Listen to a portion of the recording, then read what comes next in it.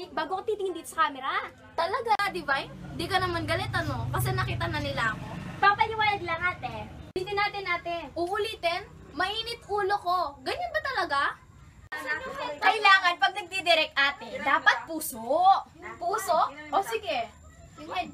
Hello, my loyal viewers! Isa na namang kwento ang hatid namin sa inyo.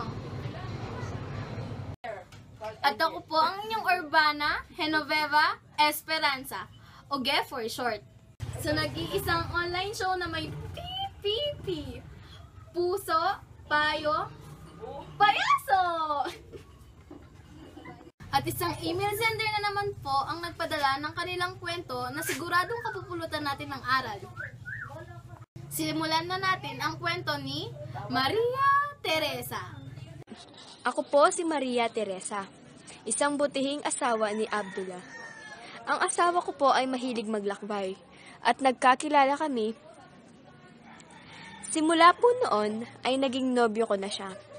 Ngunit nang magpakasal kami ay nawalan na siya ng oras para sa akin.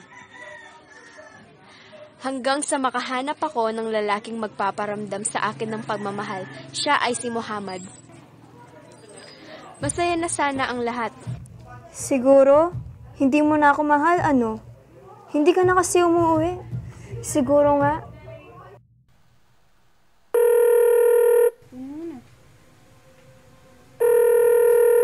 Maria, si Muhammad ay napagbintangan ng pulis at nakulong. Saan? At pupuntahan ko siya.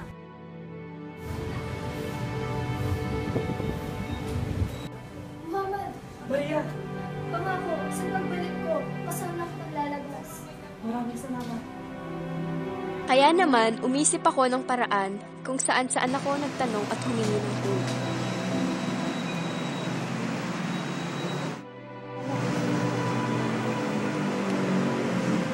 Mawalang galang na hepe.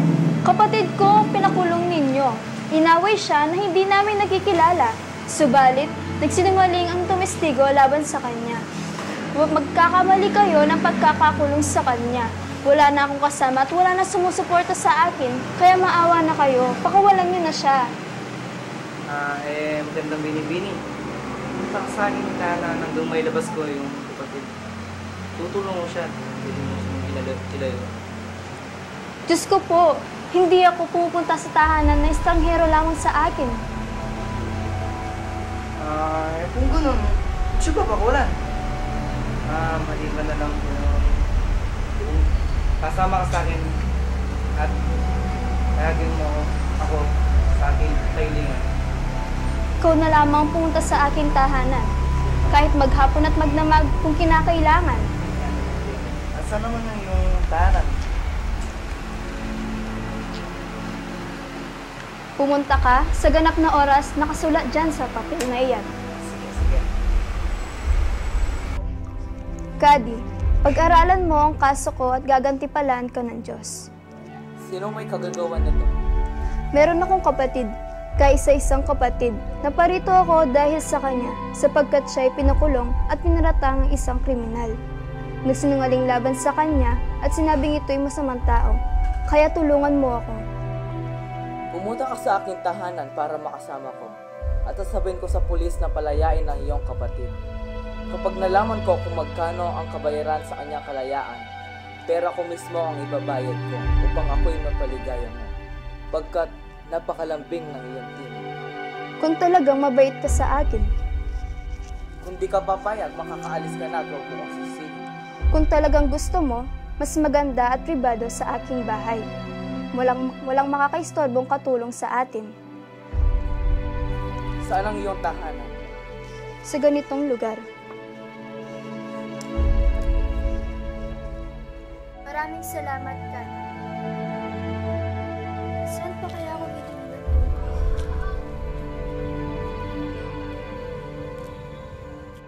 Manlabizier, naparito ako dahil sa aking kapatid sapagkat siya'y pinakulong at tinatangang isang kriminal. Tulungan mo siya.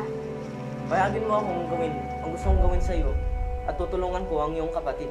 Kung talagang yan ang gusto mo, doon na lamang sa aking tahanan. Tayo lang doon. Hindi naman kalayuan ng aking bahay para maayos ko ang aking sarili. Saan ang bahay mo? Sa ganitong lugar. Pumunta ka sa oras na papag-usapan natin. Mahal na hari, Anong iyong ginagawa? Ba't ka na pa rito? naparito ako dahil sa aking kapatid. Sapagkat siya ay kinulong at pinaratang ang isang kriminal. Tulungan niyo siya. Sumama ka sa akin tinutulayan upang matulungan ko iyong kapatid. Sino napakulong sa kanya? O mahal na hari, madali lamang para sa iyo ang lahat. Wala na akong magagawa kapag iyong ginusto. Subalit mas malaking karangalan kung pumunta ka sa aking tahanan. Pumapayag ako sa iyong session.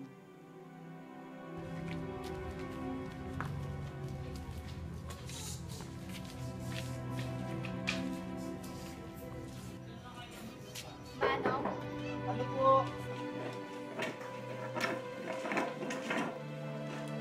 Manong, magpapagawa ako ng isang cabinet na may 4 na compartment, magkakapatong, may pinto ang bawat isa at masasaraduhan.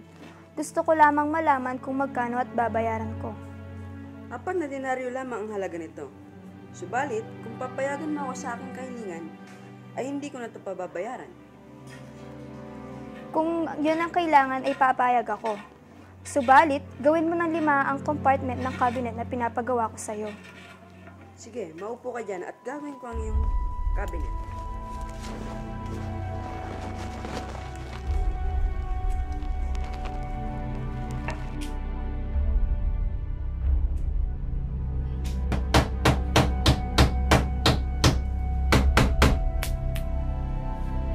Tapos na ang iyong cabinet. maraming salamat. Dumating na nga ang oras na ibinigay ko sa mga hiningaan ko ng tulong.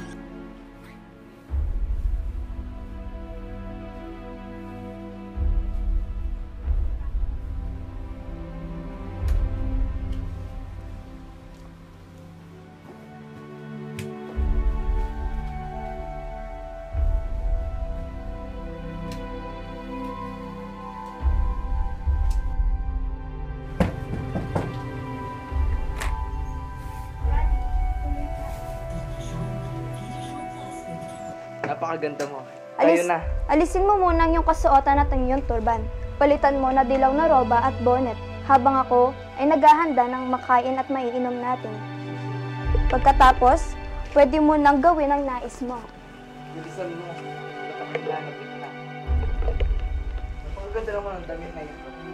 Saan mo ito nabili? Diyan. Parang hindi ko kasya. Sino ang kumakatok? Ang aking asawa, Anong gagawin ko? Saan ako pupunta? huwag kang matakot. Dito ka muna sa cabinet. Gawin mo kung nang dapat. Kasya kaya ako yan?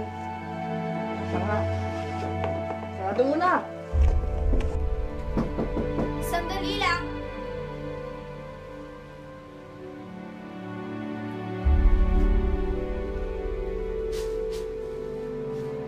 Ako ito. Ang Pepe. Ikaw pala, Hepe. Hariin mong iyo ang lugar na ito at ako iyong kalipin. Buong araw ka sa akin, kaya't palitan mo ang iyong kasuotan sa pulang roba. Ako'y iyong iyo at walang makakaistorbo sa atin. Kung mabait ka talaga, sumulat ka na kautusan na nagpapalaya sa aking kapatid. Masusunod.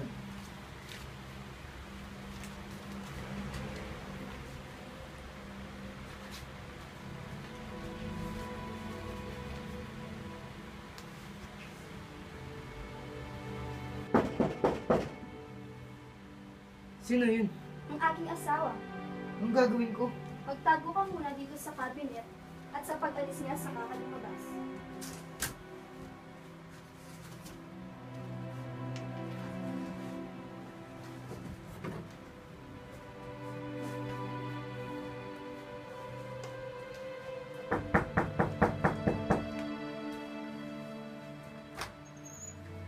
Ikaw pala, Vizier.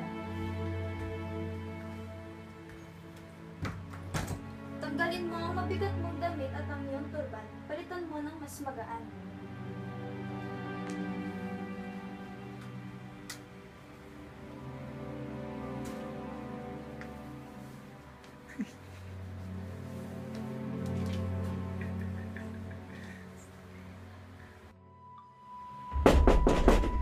Sino ang kumakatok? Ang aking asawa. Ano ang aking gagawin? Pumunta ka muna sa cabinet na ito at magtago. Pag alis niya, saka ka lumabas.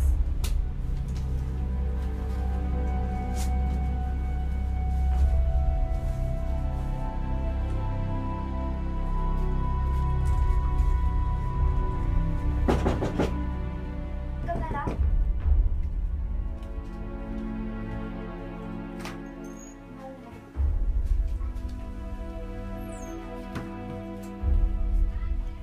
Napakaganda mo pala, baby.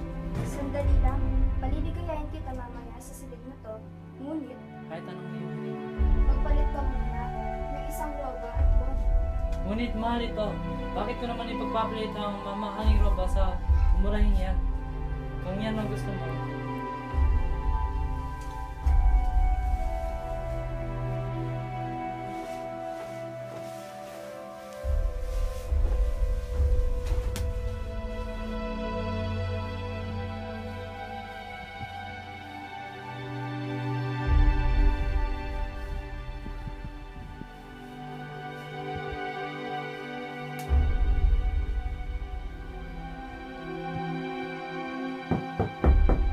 Sino yon? Ang aking asawa. Palasin mo siya. Kung hindi mo siya papalasin, ako magpapalis sa kanya. Magtsaga ka lamang. Doon ka muna sa akin.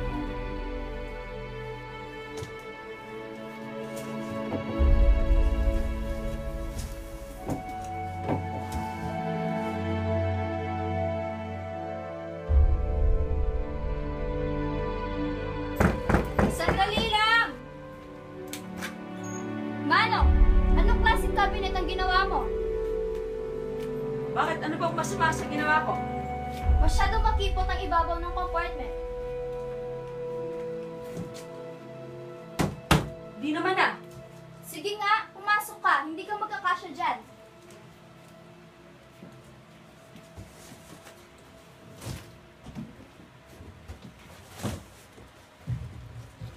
Maguli naman dito. Sa wakas, mapupuntahan ko na si Muhammad.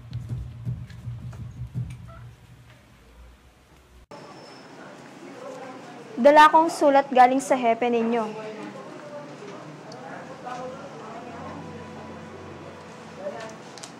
Laya ka na!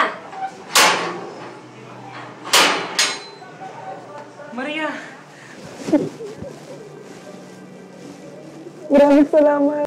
Hindi ko ibig na gawin ang lahat ng iyon. Ngunit dahil mahal na mahal ko na si Muhammad, ay hindi ko nakakayanin siya mawalay sa akin. Sa ngayon, ay lalayo na lamang kami. Yun lamang po at salamat sa pakikinig. Isa na namang aral ang napulot natin sa kwento ni Maria Teresa. At ang aral na ito ay makapangyarihan ng pag-ibig. Ngunit, huwag magpapalinlang sa panlabas na kaanyuan ng isang tao. Dahil, dito lamang po sa nag-iisang online show na Dear Oge. Ako nga pala si Urbana Genoveva Esperanza. Hanggang sa muli! Bye guys!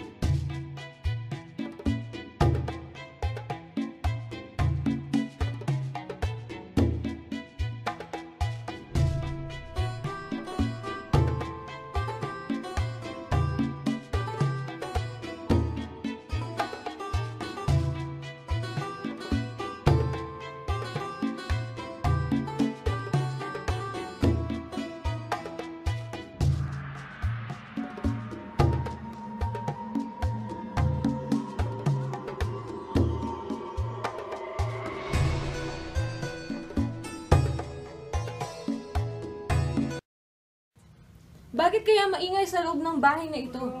Tara, buksan natin yung bahay. May genie ba dito? Sulugin na natin yan!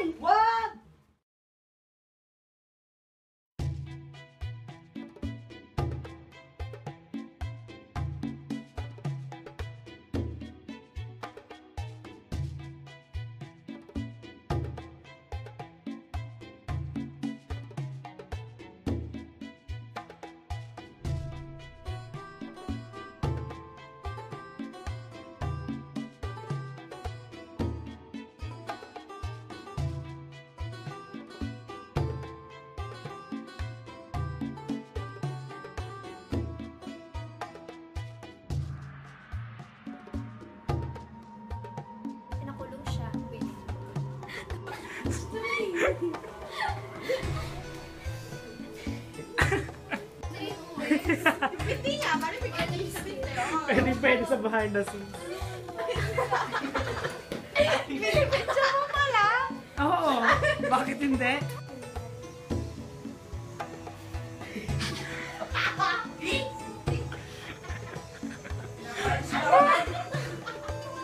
At isang email sender na naman po ang nagpadala. Shit.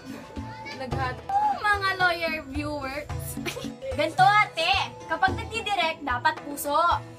Puso. Ulitin mo.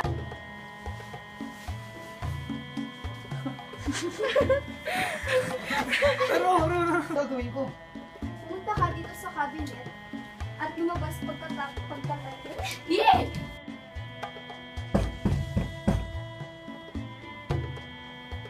Yung line mo, Jamil! Bilisan.